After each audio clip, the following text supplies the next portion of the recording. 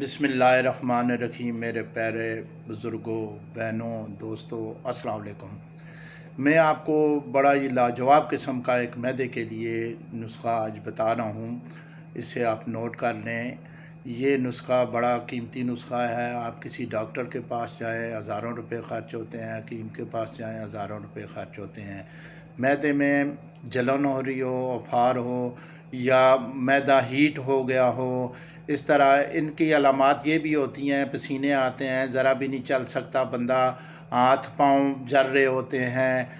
अच्छा, दिमाग को जब गैस चढ़ जाती है तो बाज़ दफ़ा ऐसे अजीब व गरीब ख़यालात आते हैं कि ये हो जाएगा, वो हो जाएगा। उठने को दिल नहीं करता, बैठने को दिल नहीं करता, खाने। असल में मैदा एक इंजन है इंसान का, जैसे गाड़ी का इंजन होता है। मैदा ठीक होगा तो तमाम चीज़ें ठीक होगी। ये मुख्तसर सा एक नुस्खा है, आप याद करेंगे, आप इस्तेमाल करें। सबसे पहले तो आप ले लें इंडियन सफ़ेद मूसली, एक चटांक वो ले लें। और आप दूसरे नंबर पे आप ले लें इसबगोल का छिलका। ये आपस में मिक्स कर लें, ये मिक्स करके रख लें। चटांक इसबगोल का छिलका ले लें और चटांक मिश्री ले लें।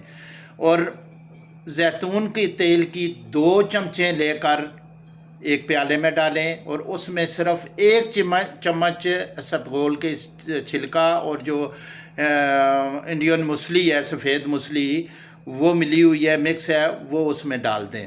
आप रोज़ाना रात को 1 चम्मच इसबगोल का छिलका और जैतून का तेल जो है खाने वाला 2 चमचे लेकर मिक्स करके आप खा लें। उसके ऊपर पानी नहीं पीना है आपने, कम अज़ कम 1 घंटा।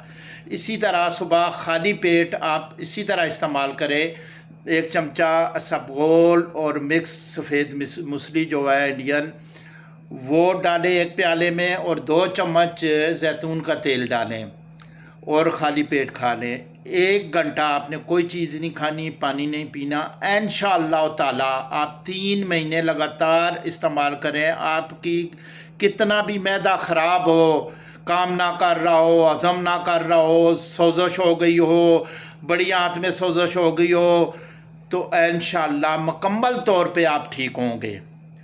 इंशाअल्लाह कल मैं दोबारा किसी और बीमारी के लिए कोई नुस्खा शेयर करूँगा। आप इसे लाइक करें, बेल आइकॉन दबा दें और सब्सक्राइब करें मेरे चैनल को। इंशाअल्लाह रोज़ाना की बुनियाद पर कोई ना कोई कीमती नुस्खा आपकी खिदमत में शेयर किया जाएगा। अस्सलाम वालेकुम व रहमतुल्लाहि व बरकातुहू।